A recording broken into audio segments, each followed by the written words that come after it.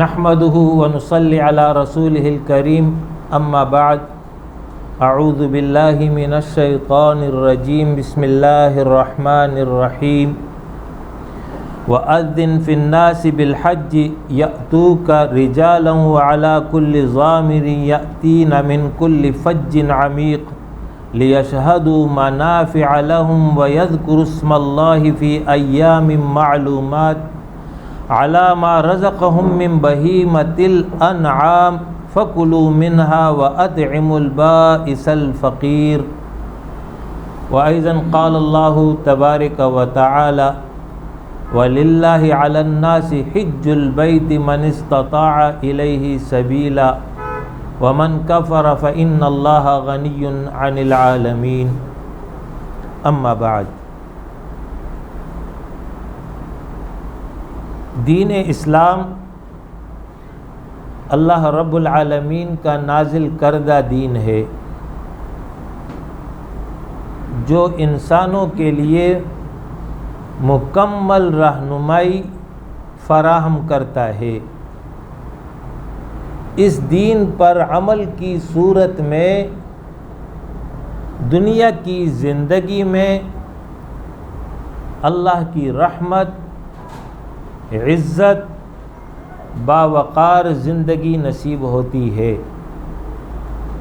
اور یہ سبب ہوتا ہے اخروی زندگی میں اللہ کی رضا اور جنت کے حصول کا۔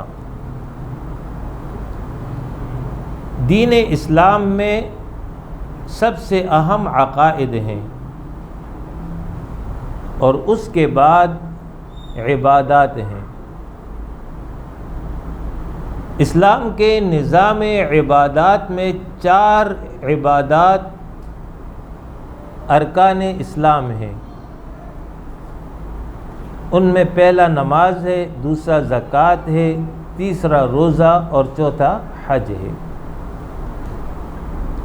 ان چاروں عبادات کے اپنے اپنے اثرات اور ثمرات ہیں جو بندہ مؤمن کو حاصل ہوتے ہیں۔ نماز کے بارے میں فرمایا گیا کہ یہ فحش و بے حیائی کے کاموں سے روکتی ہے، اس کے ذریعے اللہ کی مدد حاصل ہوتی ہے۔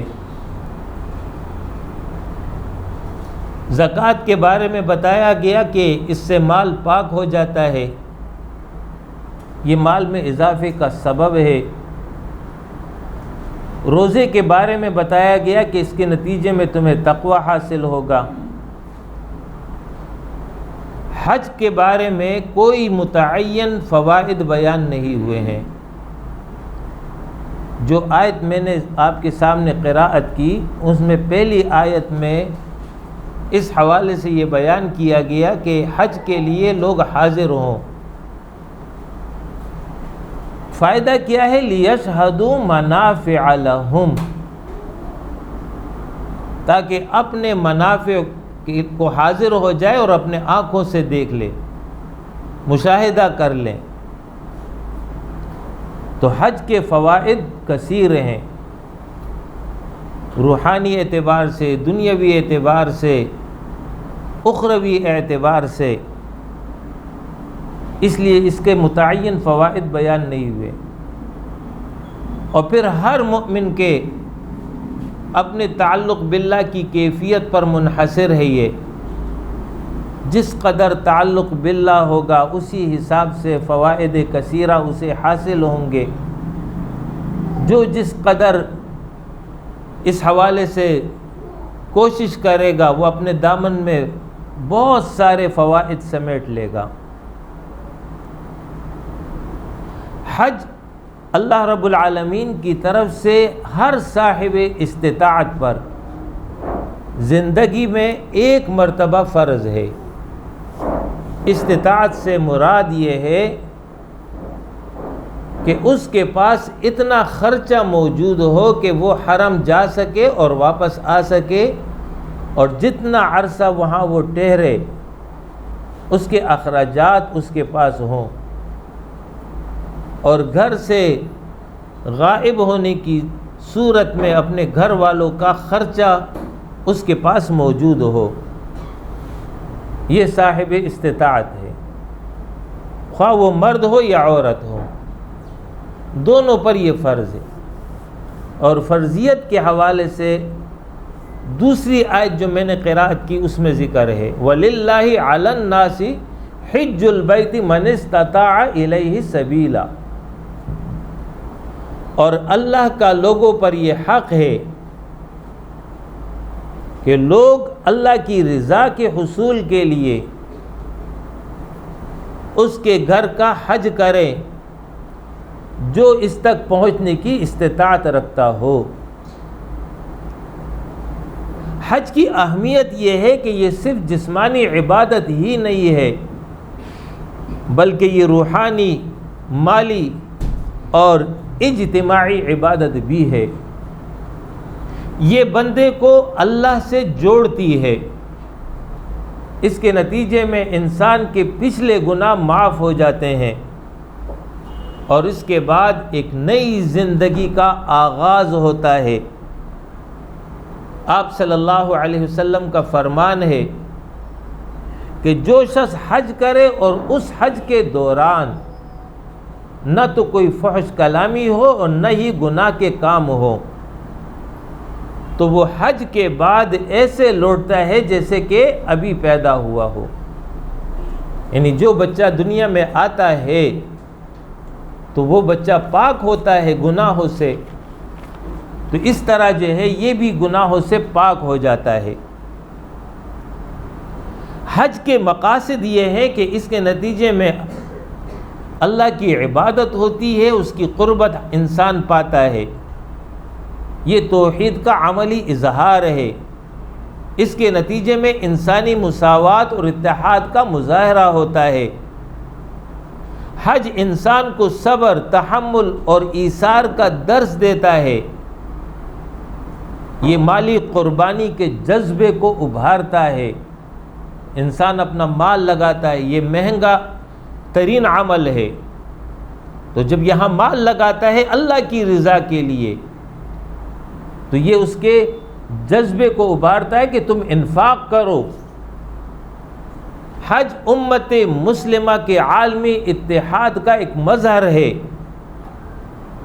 حج کا مقصد یہ کہ روحانی پاکیزگی حاصل ہو، تقوی کو فروغ ہو، آخرت کی یاد دہانی ہو، دنیا سے بے رغبتی انسان کرے، یہ حج کے مقاصد ہیں۔ جبکہ حج کے فائدے یہ ہیں کہ گناہوں سے معافی ہو جاتی ہے، روحانی پاکیزگی حاصل ہوتی ہے، اللہ کی رضا اور قرب کو پاتا ہے، صبر اور برداشت اور تقوی کی تربیت اسے مل جاتی ہے، اس کے نتیجے میں اخوت، بھائی چارے کو فروغ ملتا ہے، نفس کی اصلاح اور تزکیہ ہوتا ہے، عبادت اور بندگی کا یہ عملی مظاہرہ ہوتا ہے، مسلمانوں کے عالمی اتحاد کا احساس اس کے ذریعے پیدا ہوتا ہے، سفر کی مشکلات سے ہمت اور برداشت کی قوت پیدا ہوتی ہے، اس کے نتیجے میں زندگی میں ایک نئی روحانی زندگی کا آغاز ہوتا ہے۔ حج کے فضائل یہ ہیں کہ یہ اسلام کا 5واں رکن ہے اور مقبول حج کا بدلہ جنت ہے، گناہوں کو مٹا دیتی ہے، حاجی اللہ کا مہمان بنتا ہے، حج میں دعائیں قبول ہوتی ہیں، یہ دین کی ایک جامع عبادت ہے جس میں جسم، مال اور وقت صرف ہوتا ہے، یہ انبیاء کی سنت کی پیروی کا ذریعہ ہے، سیدنا ابراہیم، سیدنا اسماعیل اور نبی اکرم صلی اللہ علیہ وسلم کی سنت پر عمل ہوتا ہے، اس کے نتیجے میں دل میں خشیت الہی پیدا ہوتی ہے، دنیا اور آخرت میں انسان سرخرو ہو جاتا ہے، یہ اس کے فضائل ہیں۔ حج کی تیاری کے حوالے سے اول یہ ہے کہ حج سے متعلق جو ضروری سامان ہے وہ روانگی سے قبل تیار ہو جائے۔ مردوں کے لیے احرام کا لباس ہے، ایسی چپل کہ جس کے نتیجے میں ایڑی اور پیر کا جو پشت ہے وہ کھلا ہو، احرام کی بیلٹ ہے، پاؤچ اور گلے کا تھیلا، بیگ یا suitcase, mobile phone, charger, power bank, تولیہ، صابن، بغیر خوشبو کے لوشن، تیل، موسم کے مطابق کپڑے، نیل کٹر، چھوٹی قینچی، اسی طریقے سے دھاگا، سوئی، چادر، اور آج کل جو وبائیں چل رہی ہوتی اس کے حوالے سے جو ماسک کا اہتمام ہے، اسی طریقے سے سیفٹی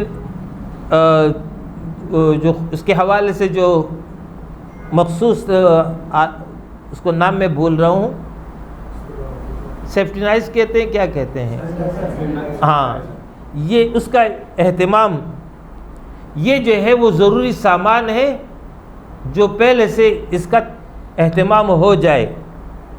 قرآن مجید کا نسخہ اپنے ساتھ رکھے تاکہ تلاوت کرتا رہے، دعاؤں کی کتاب ہے، چھوٹی جانماز ہے تاکہ ضرورت کے وقت نماز اس پر ادا ہو سکے، ایک بڑی تسبیح جس میں ذکر کا اہتمام ہو، اور ایک طواف کی تسبیح کہ طواف کے چکر اس کے ذریعے یاد رکھے جا سکے۔ اگر بیمار ہے تو متعین ادویات، اور اگر بیمار نہیں ہے تو پھر بھی سر درد بخار کی جو دوائیاں ہوں اس کا اہتمام ہو، چھتری ہے، اگر چشمہ لگاتے تو ایک اضافی چشمہ کہ اگر سفر میں ٹوٹ جائے تو دوسرا موجود ہو، اور اگر نظر ٹھیک ہے تو کالے رنگ کا چشمہ جو دھوپ میں کام دے سکے، پانی کی بوتل ہے، شناختی کارڈ، پاسپورٹ، ویکسینیشن کی سرٹیفکیٹ کی کاپیاں، ویزا، ٹکٹ، حج کارڈ، اسی طریقے سے وہاں سعودی ریال کی ضرورت ہوگی، وہ مناسب مقدار میں موجود ہوں۔ یہ تو لازمی سامان ہے جو حج سے پہلے مہیا ہونا ضروری ہے۔ حج سے قبل اختیار کرنے والے اعمال، اس میں سب سے اہم توبہ اور استغفار کا اہتمام ہے تاکہ انسان پاک اور صاف ہو جائے، حقوق اللہ کی ادائیگی، جو حقوق اللہ ذمہ ہیں ان کی ادائیگی ہو، نماز نہیں پڑھی ہے، زکوٰۃ نہیں دی ہے، روزے نہیں رکھے ہیں، تو جس قدر ممکن ہو، جتنا وقت آپ کے پاس موجود ہو اس میں اس کی ادائیگی ہو۔ حقوق العباد سے متعلق اگر کسی کا حق آپ کے ذمہ ہے تو اس کی ادائیگی ہو، کسی کا قرض آپ کے ذمہ ہے اس کی ادائیگی ہو، کسی کے ساتھ ناراضگی ہے تو صلح و صفائی کا اہتمام کر لیں، نوافل عبادت میں اضافہ کر لیں، خصوصاً تہجد کی نماز، اس کے نتیجے میں تعلق باللہ مضبوط ہوگا۔ صلہ رحمی کا خاص خیال کریں، رشتہ داروں کے ساتھ تعلقات کو درست کر لیں، حج کے احکام اور مسائل کی تعلیم جیسے آج کی یہ نشست ہے، اسی طریقے سے اہل علم سے رہنمائی حاصل کریں، اور آج کے جدید دور میں یوٹیوب پر جید علماء کے بیانات موجود ہیں، اس سے استفادہ کریں۔ اس کے بعد جو ہے اپنے گھر والوں کے لیے خرچے کا انتظام پورا ہو، اپنے متعلقین سے اور اپنے رشتہ داروں سے دعاؤں کی درخواست کریں۔ جب تک سفر حج شروع نہیں ہوتا تب تک ذہن میں حج کا تصور بٹھائے رکھیں، اپنی نیت کو خالص کر لیں، ریاکاری، نمود و نمائش ہرگز نہ ہو، بار بار نیت کو تازہ کرتے رہیں کہ میں یہ عمل خالص اللہ کی رضا کے لیے کر رہا ہوں اور کوئی غرض اور کوئی مقصد نہیں ہے۔ اپنے اخلاق کو، اپنے کردار کو بہتر کریں، زبان کی حفاظت، نظروں کی حفاظت، اپنے معاملات کو پاک رکھیں، سچائی، بردباری، صبر و تحمل، نرمی کو اپنائیں، اگر آپ کسی حج گروپ میں شامل ہیں تو اس گروپ کے تمام شرکاء کے ساتھ آپ کا رابطہ ہونا چاہیے تاکہ بوقت ضرورت جو ہے ایک دوسرے کے ساتھ رابطہ کر سکیں۔ حج سے قبل کچھ وقت دعا اور ذکر کے لیے مخصوص کریں، خصوصاً تلبیہ کا ورد کرتے رہیں۔ پیدل واک اس کا خاص اہتمام کریں، اس لیے کہ وہاں پر طواف کے دوران بھی اور حج میں دیگر مقامات پر بھی پیدل چلنا پڑے گا۔ تو اگر پہلے سے آپ نے یہ مشق کی ہوگی پیدل چلنے کی تو پھر حج کے دوران یہ آپ کے لیے آسان رہے گا۔ لہٰذا فجر کے بعد ہو یا عصر کے بعد ہو خوب واک کریں۔ یہ وہ بنیادی کام تھے جو حج سے پہلے کرنے کے ہیں۔ اب سب سے پہلے احرام کی تعریف۔ احرام کے لغوی معنی حرام کرنے کے ہیں۔ اصطلاح میں مخصوص نیت کے ساتھ کچھ چیزوں کو وقتی طور پر اپنے اوپر حرام کرنا ہے، اور مجازاً احرام کے لباس کو بھی یہ کہا جاتا ہے، حالانکہ احرام اس لباس کا نام نہیں ہے۔ احرام در حقیقت اس نیت کو ہے جو انسان کرتا ہے، جس کے نتیجے میں اس کے اوپر کچھ حلال چیزیں ممنوع ہو جاتی ہیں۔ تو کپڑوں کو جو احرام کہتے ہیں یہ مجازاً کہا جاتا ہے۔ عورتوں کے لیے کوئی مخصوص لباس نہیں ہے، وہ اپنے معمول کے کپڑوں میں رہیں گی۔ احرام کی نیت کا طریقہ یہ ہے کہ جب سفر حج کا آغاز ہو تو اول ناخن، بال وغیرہ صاف کر لیں، غسل کر لیں، بدن پر خوشبو لگا لیں، 2 رکعت نماز ادا کرے، اس طرح کے احرام کی چادریں پہنی ہوئی ہوں۔ پھر اس کے بعد آپ نے اللہ سے دعا کرنی ہے کہ میرے لیے اس سفر کو آسان بنا دے، مشکلات سے اس کی حفاظت فرما۔ احرام میں چادر پر بیلٹ استعمال کر سکتے ہیں۔ احرام کی حالت، احرام کا جو لباس آپ نے پہنا ہو اس میں دونوں کندھے ڈھکے ہوئے ہوں گے، کوئی کندھا کھلا ہوا نہیں ہوگا۔ کندھا طواف کے دوران کھلے گا جیسے آگے آئے گا، اور اس طواف میں کہ جس کے بعد سعی ہوگی، اور یہ صرف مردوں کے لیے ہے۔ ابھی آپ نے نیت نہیں کی ہے، صرف احرام کا لباس پہنا ہے اور اس کے حوالے سے 2 رکعت نماز ادا کی ہے۔ جب آپ گھر سے روانہ ہو گئے، جہاز میں بیٹھ گئے، تو بیٹھنے کے بعد جب جہاز ہوا میں ہے اب آپ نے نیت کرنی ہے۔ چونکہ پاکستان سے اکثر لوگ حج تمتع کرتے ہیں، لہٰذا اول صرف عمرے کی نیت کریں گے۔ حج تمتع میں اول عمرہ ہوتا ہے، پھر احرام کھل جاتا ہے، پھر ایام حج پر دوبارہ احرام باندھا جاتا ہے اور پھر حج ادا ہوتا ہے۔ اس کو حج تمتع کہتے ہیں۔ اور حج افراد یہ کہ گھر سے حج کی نیت کی ہے، عمرے کی نیت نہیں کی ہے، تو وہاں جا کر کے صرف حج ہوگا، اس کو حج افراد کہتے ہیں۔ تیسری قسم ہے حج قران، اس میں حج اور عمرہ کی ایک ساتھ نیت ہوتی ہے۔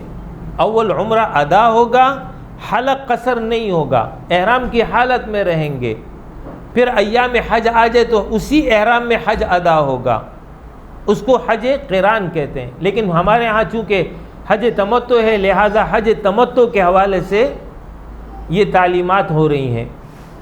تو اول جو ہے عمرے کی نیت ہوگی، اللہم انی ارید العمرۃ فیسرھا لی وتقبلھا منی۔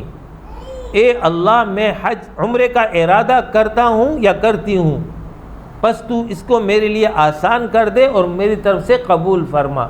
اگر یہ عربی عبارت یاد نہ بھی ہو، اردو میں آپ نے نیت کر لی تب بھی کافی ہے، عربی عبارت کا ہونا ضروری نہیں ہے۔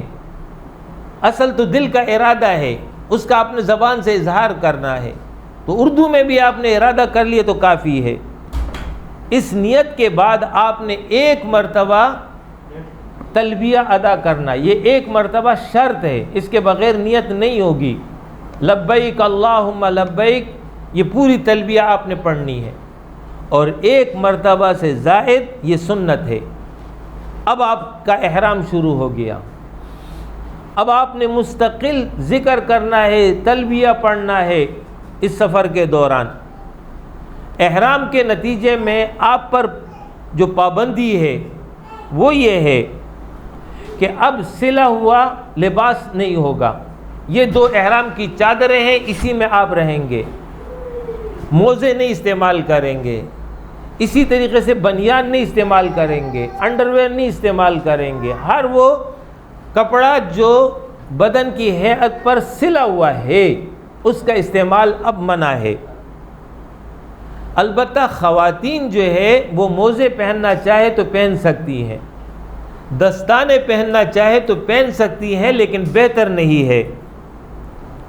مردوں کے لیے سر ڈھانپنا منع ہے، سر کھلا ہوگا اور دونوں پیر یہ کھلے ہوئے ہوں گے، اس طرح کہ پشت واضح ہو اور پچھلی ایڑی جو ہے وہ کھلی ہوئی ہو۔ خواتین جو ہے ان کا سر ڈھکا ہوگا، البتہ چہرہ جو ہے یہ احرام کی پابندی میں ہے، چہرے پر نقاب نہیں ہوگا۔ البتہ غیر محرم جب سامنے آئے تو پھر وہ پردے کا اہتمام کریں گی۔ یاد رکھیے یہ دو الگ الگ احکام ہیں، ایک احرام کی وجہ سے چہرے پر نقاب نہ ہو، اور دوسرا غیر محرم کی وجہ سے بے پردگی نہ ہو، تو دونوں پر عمل ہوگا۔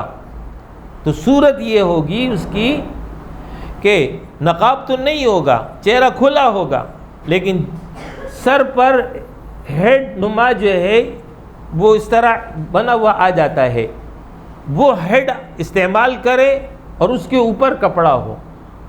جب غیر محرم سامنے آ رہا ہو تو پھر کپڑے کو سامنے لٹکا دے تو چہرے پر کپڑا نہیں لگے گا، تو اس طرح پردہ بھی رہے گا اور احرام کی پابندی بھی ہوگی۔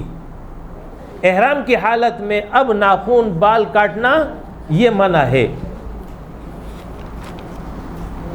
جسے میں نے ذکر کیا کہ خواتین کے لیے احرام کا کوئی مخصوص لباس نہیں ہے، وہ اپنے عام معمول کے کپڑوں میں رہیں گی، البتہ کپڑے سادہ ہو، شوخ دار نہ ہو۔ خوشبو اور میک اپ کا استعمال خواتین نہیں کریں گی، اور مرد حضرات بھی عطر وغیرہ نہیں استعمال کریں گے۔ جب مکہ پہنچ جائیں تو سب سے پہلے اپنے ہوٹل میں یا عمارت میں جہاں آپ کی رہائش ہے آپ وہاں جائیں، اپنا سامان رکھیں، غسل کرنا چاہیں غسل کر سکتے ہیں، کوئی پابندی نہیں ہے۔ احرام بدلنا چاہے احرام بھی بدل سکتے ہیں، اس کے بعد آرام کرنا چاہیں آرام کر لیں۔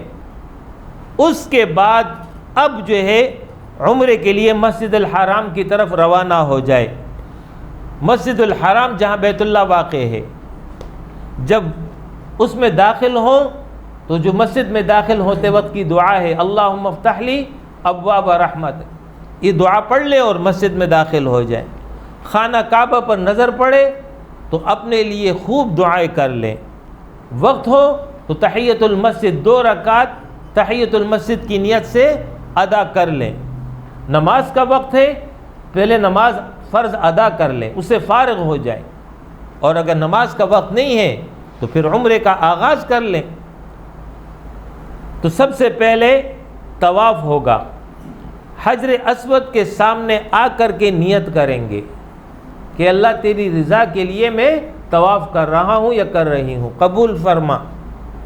بسم اللہ اللہ اکبر کہہ کر کے استلام ہوگا، چونکہ ازدحام ہے وہاں پر، رش ہے، ہاتھ تو لگانا ممکن نہیں ہے، تو دور سے آپ نے اشارہ کرنا ہے، اس طرح کہ دونوں ہاتھوں کی ہتھیلیاں یہ حجر اسود کی طرف ہو، پشت چہرے کی جانب ہو، اور اس وقت یہ الفاظ ادا ہو جائیں بسم اللہ اللہ اکبر۔ اس کے بعد دونوں ہتھیلیوں کو آپ نے چوم لینا ہے۔ اب جو ہے طواف شروع ہوگا۔ اس کے بعد اگر اس کے بعد چونکہ یہ طواف عمرے کا ہے تو اس کے بعد سعی بھی ہوگی، لہٰذا سعی کی وجہ سے اس میں آپ نے مردوں نے اجتباع کرنا ہے۔ اجتباع کا مطلب یہ ہے کہ دانہ کندھا آپ نے اب کھول لینا ہے، بایاں کندھا ڈھکا ہوگا اور پہلے 3 چکروں میں رمل ہوگا۔ رمل کا مطلب یہ ہے کہ تھوڑا تیز چلنا ہوگا، جبکہ خواتین اجتباع نہیں کریں گی اور رمل بھی نہیں کریں گی، وہ اپنے نارمل چال پر ہوں گی۔ پہلے 3 چکروں میں یہ رمل ہوگا اور باقی 4 چکروں میں عام رفتار کے مطابق آپ چکر مکمل کریں گے۔ ہر چکر میں دعائے تسبیحات پڑھیں، کوئی مخصوص دعا لازم نہیں ہے۔ سبحان اللہ والحمد للہ ولا الہ الا اللہ واللہ اکبر ولا حول ولا قوت الا باللہ، اس کا ورد کریں۔ جب رکن یمانی پر پہنچ جائے طواف کرتے ہوئے تو پھر اس کا استلام یہ ہے کہ اگر ہاتھ لگا سکتے تو ٹھیک، نہیں لگا سکتے تو پھر استلام نہیں ہے اور نہ ہی چومنا ہے۔ پھر رکن یمانی سے حجر اسود تک کا جو درمیانی علاقہ ہے، اس درمیانی علاقے میں یہ دعا کریں گے، اللہم انی اسألک العفو والعافیہ فی الدنیا والآخرہ ربنا آتنا فی الدنیا حسنہ وفی الآخرۃ حسنہ وقنا عذاب النار، یہ دعا ہے۔ ہر چکر کے اختتام پر استلام ہوگا، تو 7 چکر ہو گئے تو 7 دفعہ تو شروع میں آپ نے استلام کیا، لیکن 7واں چکر جب ختم ہوگا تو یہ 8واں استلام ہوگا۔ 8واں استلام پر آپ کا طواف مکمل ہو گیا، پھر مقام ابراہیم کے پیچھے آ کر اگر جگہ ہو ورنہ کہیں پر بھی 2 رکعت نماز ادا کریں، یہ واجب ہے۔ اس کے بعد آب زمزم کو پئیں خوب سیر ہو کر کے۔ اب اس کے بعد سعی کریں گے۔ سعی کے لیے پھر دوبارہ حجر اسود کا استلام ہوگا، یہ 9واں استلام ہوگا۔ حجر اسود کا استلام کر کے صفا کی طرف جائیں، صفا پر چڑھ کر قبلہ رخ ہو کر دعا کریں، ابدأ بما بدأ اللہ، کہ میں شروع کر رہا ہوں اس جگہ سے جس کا ذکر اللہ نے سب سے پہلے کیا کہ ان الصفا والمروۃ من شعائر اللہ، تو صفا پہلے ذکر ہے تو صفا سے آغاز ہوگا۔ 3 بار اللہ اکبر کہے، خوب دعائیں کرے، اب صفا سے مروہ کی طرف چلیں۔ مروہ پہنچ گئے، یہ 1 چکر ہو گیا۔ صفا اور مروہ کے درمیان، اسی طریقے سے مروہ سے صفا کے درمیان ایک جگہ پر آپ دیکھیں گے کہ وہاں سبز لائٹ ہوگی، اس دوران مرد حضرات تیز رفتاری کے ساتھ چلیں، خواتین نارمل حالت میں۔ جب آپ صفا سے مروہ پہنچ گئے تو وہاں پر آپ نے خوب دعائیں کرنی ہیں، پھر آپ نے دوبارہ صفا کی طرف آنا ہے، پھر مروہ کی طرف جانا ہے۔ اس طرح 7واں چکر مروہ پر آ کر مکمل ہو جائے گا۔ اس کے بعد پھر آپ کے پاس وقت ہو، ممکن ہے تو مسجد الحرام میں آ کر کے 2 رکعت نماز ادا کر لیں، یہ مستحب ہے، ادا نہیں کیا تو کوئی فرق نہیں پڑتا ہے۔ اس کے بعد مرد حضرات حلق یا قصر کریں اور خواتین 1 انگلی کے پورے کے برابر اپنے سر کے کم سے کم 1/4 بال یہ جو ہے اس کو کاٹ لیں۔ پورے سر کے 1 پورے کے بال کاٹنا مستحب ہے اور 1/4 سر کے 1 پورے کے برابر یہ جو ہے لازم ہے۔ بال کٹوانے پر احرام کی پابندیاں ختم، عمرہ مکمل۔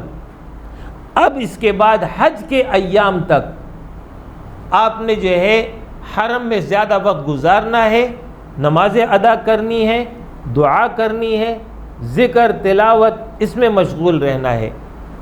خواتین کے لیے ازدحام کی وجہ سے حرم میں نماز ادا کرنا ضروری نہیں ہے، وہ اپنے مقام پر ہی نماز ادا کریں، اس لیے کہ بھیڑ زیادہ ہوتی ہے اور بجائے ثواب کے الٹا گناہ ہو جاتا ہے۔ اس کے بعد اب حج شروع ہوگا۔ 8 ذی الحجہ یہ حج کا پہلا دن ہے۔ عام طور پر معلمین حضرات 8 ذی الحجہ کی رات سے ہی حجاج کو منا کی طرف بھیجنا شروع کر دیتے ہیں، لہٰذا 8 ذی الحجہ کی رات یا اس سے قبل جب بھی منا جانا لازمی ہو تو روانگی سے قبل غسل کر کے خوشبو لگا کر احرام کا لباس پہن کر مسجد حرام آئے، بیت اللہ شریف پر اگر سہولت ہو تو طواف کر لیں اور 2 رکعت واجب الطواف پڑھیں۔ اس کے بعد احرام باندھ لیا، اب 2 رکعت نماز پڑھ لیں اور پھر جو ہے احرام کی نیت کریں گے، اللہم انی ارید الحج فیسرہ لی وتقبلہ منی۔ اردو میں اس طرح کر لیں کہ اے اللہ میں حج کی نیت کرتا ہوں یا کرتی ہوں، اس کو میرے لیے آسان فرما اور قبول فرما۔ اس کے بعد اگر حج کی سعی پہلے کرنا چاہیں تو اس صورت میں احرام کے بعد دوبارہ رمل اور اجتباء کے ساتھ مرد حضرات طواف کریں اور خواتین نارمل طواف کریں اور پھر سعی کر لیں۔ تو یہ حج کی سعی جو طواف زیارت کے بعد ہوتی ہے یہ ابھی ادا ہو جائے گی، اور نہیں کرنا چاہے تو نہ کریں، تو پھر جو ہے طواف زیارت کے بعد پھر سعی ہوگی۔ طواف زیارت کے بعد سعی کرنا افضل تو ہے، لیکن رش بہت ہوتا ہے اس وقت۔ طواف وغیرہ سے فارغ ہونے کے بعد رات میں یا طلوع آفتاب کے بعد مکہ معظمہ سے منا کی طرف روانہ ہو جائیں۔ منا جب پہنچ جائے تو ظہر، عصر، مغرب، عشاء اور اگلے دن فجر، یہ 5 نمازیں آپ نے جو ہے منا میں گزارنی ہے۔ اس جگہ کی کوئی مخصوص عبادت نہیں ہے، ذکر، تلاوت، تسبیح میں مشغول رہیں۔ اس کے بعد 9 ذی الحجہ حج کا دوسرا دن ہوگا۔ فجر کی نماز کے بعد طلوع آفتاب کا انتظار کریں، جب کچھ دھوپ نکل آئے تو سکون اور اطمینان کے ساتھ تلبیہ پڑھتے ہوئے عرفات روانہ ہو جائیں۔ درود شریف، ذکر الہی، تلبیہ کی کثرت رکھیں۔ طلوع آفتاب سے قبل منا سے روانگی خلاف سنت ہے، طلوع آفتاب کے بعد ہی روانہ ہو۔ عرفات پہنچ کر جبل رحمت کے قریب قیام کرنا افضل ہے، ورنہ جہاں بھی جگہ ہو قیام کر لیں۔ زوال آفتاب سے قبل غسل کر لیں اگر ممکن ہو، ورنہ وضو کر لیں اور یہ دعا پڑھیں، سبحان اللہ والحمد للہ ولا الہ الا اللہ، یہ ذکر کر لیں۔ زوال آفتاب کے بعد وقوف عرفات کا وقت شروع ہو جائے گا۔ زوال آفتاب کے بعد سے لے کر غروب آفتاب تک عرفات میں ٹھہرنا ضروری اور واجب ہے۔ عرفات میں شام تک نہایت عاجزی انکساری کے ساتھ دعا استغفار کا اہتمام کریں۔ وقوف عرفات حج کا رکن اعظم ہے۔ تلاوت، ذکر، درود شریف، دعا، استغفار، اس میں جو ہے آپ کا وقت صرف ہونا چاہیے۔ شام تک اسی کیفیت میں رہیں۔ وقوف عرفہ کے دوران دل و دماغ میں اللہ کی عظمت اور کبریائی کا تصور غالب رہے۔ یہ قبولیت دعا کا وقت ہے، خوب گڑ گڑا کر دعائیں کریں، انشاءاللہ قبول ہوں گی۔ اپنے لیے، والدین کے لیے، اعزہ قارب کے لیے، امت کے لیے، غزہ کے مسلمانوں کے لیے بالخصوص دعا کریں۔ ظہر اور عصر مسجد نمرہ کے امام کی اقتداء میں ادا ہو تو ایک ہی وقت میں دونوں نمازیں ادا ہوں، اور اگر اپنے طور پر ادا کر رہے ہیں تو پھر ہر نماز اپنے اپنے وقت میں ادا ہوں گی۔ پھر اس کے بعد یہ 9 ذی الحجہ آپ نے عرفات میں پورا دن گزار لیا۔ اس کے بعد اب آپ نے عرفات سے روانہ ہونا ہے مغرب ہوتے ہی۔ مغرب کی نماز آپ نے عرفات میں ادا نہیں کرنی ہے، بلکہ آپ نے مزدلفہ پہنچنا ہے۔ مزدلفہ پہنچ کر کے اول کام آپ نے مغرب کی نماز ادا کرنی ہے فرض، پھر عشاء کی فرض ادا کرنی ہے، پھر مغرب کی سنت ادا کرنی ہے، پھر عشاء کی سنت، اور پھر جو ہے وتر ادا کرنی ہے۔ یہ ترتیب ہوگی۔ اس کے بعد مزدلفہ میں آپ نے رات وہیں بسر کرنی ہے. یہ برکات اور انوار کی رات ہے. جس قدر ممکن ہو غنیمت سمجھ کر عبادت ذکر الہی میں جو ہے رات صرف ہو جائے. آرام کرنا چاہے تو آرام کر لیں. اگلے روز رمی کے لیے کنکریاں یہیں سے لینی ہیں، لہٰذا کم سے کم 7 کنکریاں، اور باقی دنوں کے لیے تو پھر سب کی کنکریاں ایک ہی ساتھ 21 کنکریاں ہوں گی.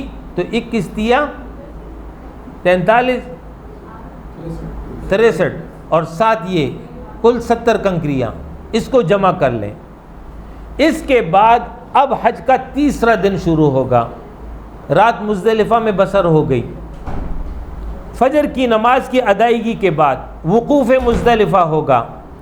وقوف مزدلفہ یہ واجب ہے. اس کا وقت طلوع فجر کے بعد سے لے کر طلوع آفتاب سے قبل تک ہے. طلوع فجر سے شروع ہوگا، یعنی فجر کا وقت جب داخل ہو گیا اس وقت سے شروع ہوگا، اور طلوع آفتاب سے قبل تک یہ وقوف ہے. کچھ وقت کے لیے بھی وہاں ٹھہر گئے تو واجب ادا ہو جائے گا. مزدلفہ میں مشعر حرام کے قریب وقوف افضل ہے. اگر کوئی طلوع فجر سے قبل منا چلا گیا یا طلوع آفتاب کے بعد مزدلفہ آیا تو اسے اس صورت میں دم دینا ہوگا. البتہ خواتین وقوف مزدلفہ سے قبل رات کو ہی اگر منا جانا چاہے تو جا سکتی ہیں، ان پر دم نہیں ہے. طلوع آفتاب سے کچھ قبل سکون اور اطمینان کے ساتھ اب منا کی طرف روانہ ہو جائیں. اگر کنکریاں رات کو نہیں لی ہیں تو ابھی لے لیں. یہ کنکریاں چنے کے دانے کے برابر ہونی چاہیے، اس سے زیادہ نہ ہو. منا پہنچ کر سب سے پہلے جمرۃ الآخر یعنی جو بڑا جمرہ ہے صرف اسی کی کنکریاں جو ہے آپ نے مارنی ہے. طریقہ رمی یہ ہے کہ جمرے کے سامنے کھڑے ہوں، دانے ہاتھ سے پے در پہ 7 کنکریاں مارے.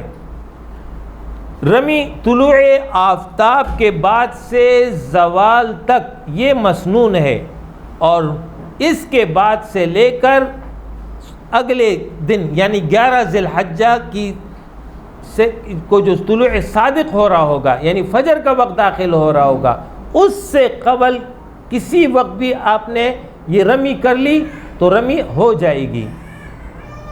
افضل وقت طلوع آفتاب کے بعد سے زوال آفتاب، اور وقت جواز جو ہے اس کے بعد بھی ہوگا، پوری رات ہوگا حتیٰ کہ طلوع صادق 11 تاریخ کی ہو جائے.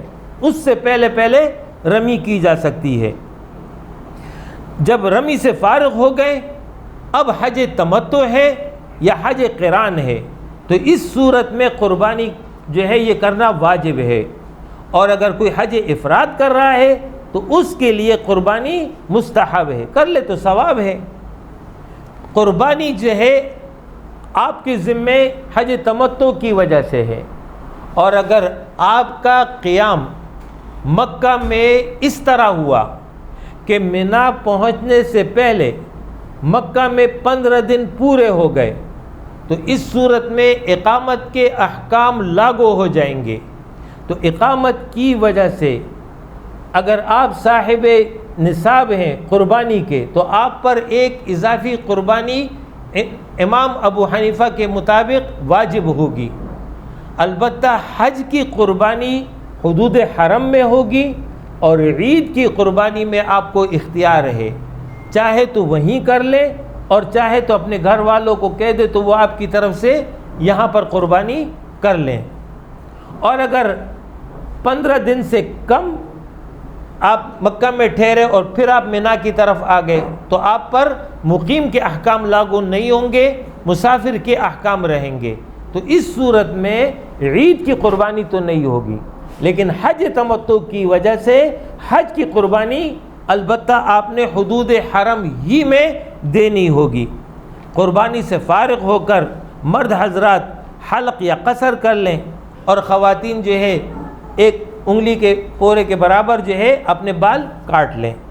اس طرح جو ہے احرام کی پہلے مرحلے کی پابندیاں ختم، صرف ایک پابندی باقی ہے جو میاں بیوی کے ازدواجی تعلق۔ اس کے بعد پھر طواف زیارت۔ طواف زیارت یہ حج کا دوسرا رکن ہے۔ پہلا رکن وقوف عرفہ تھا اور دوسرا رکن اب یہ طواف زیارت ہے۔ طواف زیارت کا وقت تو طلوع فجر کے بعد شروع ہو جاتا ہے، لیکن سنت طریقہ یہ ہے کہ قربانی کے بعد ہو، لہذا قربانی کے بعد جو ہے اب آپ نے طواف زیارت کے لیے آنا ہے۔ جب طواف زیارت کے لیے آئیں گے تو احرام کا لباس اگر مرد حضرات اتارنا چاہیں تو اتار لیں اور عام لباس میں آ جائیں، اور اگر احرام کے لباس ہی میں رہنا چاہیں تو بھی جائز ہے، منع نہیں ہے۔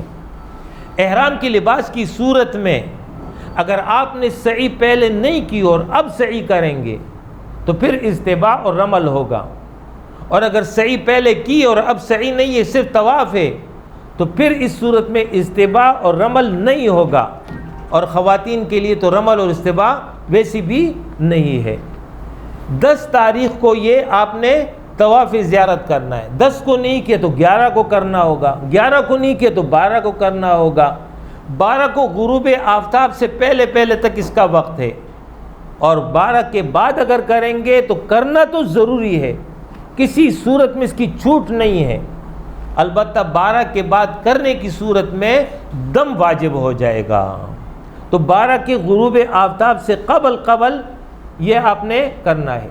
طواف زیارت سے فارغ ہونے کے بعد پھر آپ نے مکہ میں نہیں ٹھہرنا ہے بلکہ منی آنا ہے۔ رات اور دن یہ سب اب منی میں ہوگا۔ اب 11 تاریخ آ جائے گی، یہ حج کا چوتھا دن ہوگا۔ حج کے چوتھے دن 11 ذی الحجہ، اور اس کے بعد اگلا دن ہوگا وہ 5واں دن ہوگا 12 ذی الحجہ۔ یہ 2 دن تو لازماً منی میں قیام ہوگا۔ 11 ذی الحجہ کو زوال آفتاب کے بعد رمی تینوں جمرات کی واجب ہے۔ 10 تاریخ کو صرف جمرہ عقبہ جو سب سے بڑا جمرہ ہے، صرف اسی کی قربانی تھی، طلوع آفتاب کے بعد شروع ہو رہی تھی، لیکن 11 تاریخ کو طلوع آفتاب کے بعد نہیں ہوگا بلکہ زوال آفتاب کے بعد شروع ہوگا۔ زوال آفتاب کے بعد اب تینوں جمرات کی کنکریاں ہوں گی، تو ترتیب یہ ہے کہ سب سے پہلے جمرہ اولا یعنی چھوٹا جمرہ، پھر جمرہ وسطیٰ اور پھر جمرہ عقبہ، ترتیب وار 7 کنکریاں آپ نے مارنی ہے۔ 12 ذی الحجہ کو بھی اسی ترتیب کے مطابق ہوگا، اور اگر 12 ذی الحجہ کے بعد 13 ذی الحجہ کی صبح صادق تک منی میں رہے تو پھر 13 ذی الحجہ کی رمی بھی لازم ہوگی، اور اگر اس سے پہلے نکل آئے تو لازم نہیں ہے، اس سے پہلے آ سکتے ہیں۔ البتہ 13 ذی الحجہ کی رمی زوال سے قبل بھی کی جا سکتی ہے۔ 11 اور 12 کی رمی تو زوال کے بعد ہے، لیکن 13 کی رمی زوال سے پہلے کی جا سکتی ہے، اور اگر کسی نے 13 تاریخ کو رمی نہیں کی اور بغیر رمی کے آ گیا تو اس صورت میں دم نہیں ہے، البتہ ایسا کرنا یہ جو ہے مکروہ ہے۔ 11 اور 12 ذی الحجہ کو منی میں قیام کے دوران دعائیں، اذکار، توبہ اور استغفار کا اہتمام کریں۔ 12 تاریخ کے بعد اب آپ نے مکہ واپس اپنے ہوٹل میں آ جانا ہے۔ اب جب تک آپ کا قیام مکہ میں ہے تو آپ نے وہیں رہنا ہے، اور زیادہ وقت آپ نے جو ہے حرم میں گزارنا ہے۔ طواف کریں، نفلی طواف کریں، بہت ثواب ہے، اور اگر عمرے کا موقع ہے اضافی نفلی عمرہ تو اس کے لیے میقات پر جا کر کے احرام باندھیں اور پھر آ کر کے طواف نفلی کر سکتے ہیں۔ جتنا چاہے عمرہ کریں، زیادہ ثواب ہے، اور طواف کرنا چاہے تو طواف بھی کریں۔ اور جب مکہ سے روانگی ہو جائے تو اس صورت میں پھر آپ کے ذمہ طواف وداع واجب ہے۔ اس طواف میں صرف طواف ہوگا، سعی نہیں ہوگی، 7 چکر ہیں اور اس کو کرنا ہوگا۔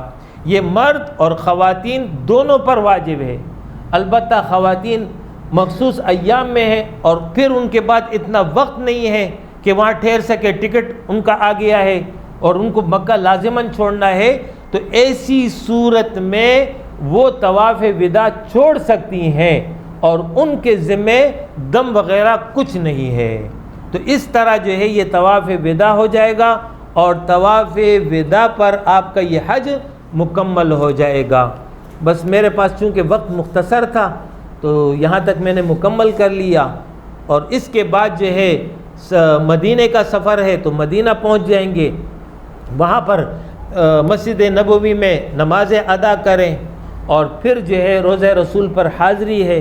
روضہ رسول پہ جب حاضری ہو تو ادب اور احترام کے ساتھ، اور دل میں ایک خشیت کی کیفیت ہو، احترام اور ادب اور عقیدت اس کا جو ہے ظاہر ہو رہا ہو آپ کے رویے سے، اور پھر روضہ رسول پہ حاضر ہو کر کے اول نبی اکرم صلی اللہ علیہ وسلم کی خدمت میں سلام کریں، پھر ابو بکر صدیق رضی اللہ عنہ کے قبر مبارک ہے ان کو سلام، پھر اس کے بعد سیدنا عمر فاروق رضی اللہ عنہ کی قبر مبارک ہے ان کو سلام، اور پھر اس کے بعد جو ہے ریاض الجنہ اس کے برابر ہے، موقع جب بھی مل جائے تو ریاض الجنت میں جا کر کے نوافل ادا کریں، بہت خوشبختی کی علامت ہے، اس کا اجر اور ثواب ہے۔ اور پھر جنت البقیع میں صحابہ کی قبریں ہیں، زیارت کرنا چاہیں زیارت کر سکتے ہیں، یہ حج کا حصہ تو نہیں ہے۔ مسجد قباء ہے، مسجد قبلتین ہے، اور اسی طریقے سے احد کا پہاڑ ہے، یہ وہاں کی زیارات ہیں، کرنا چاہے تو اچھی بات ہے، لیکن یہ حج کا حصہ نہیں ہے۔ تو جب تک آپ وہاں رہیں تو کوشش کریں کہ زیادہ وقت مسجد نبوی میں ہی بسر ہو، عبادت کرتے دعا کرتے ہوئے، وقت ضائع نہ ہو۔ وآخر دعوانا ان الحمد للہ رب العالمین۔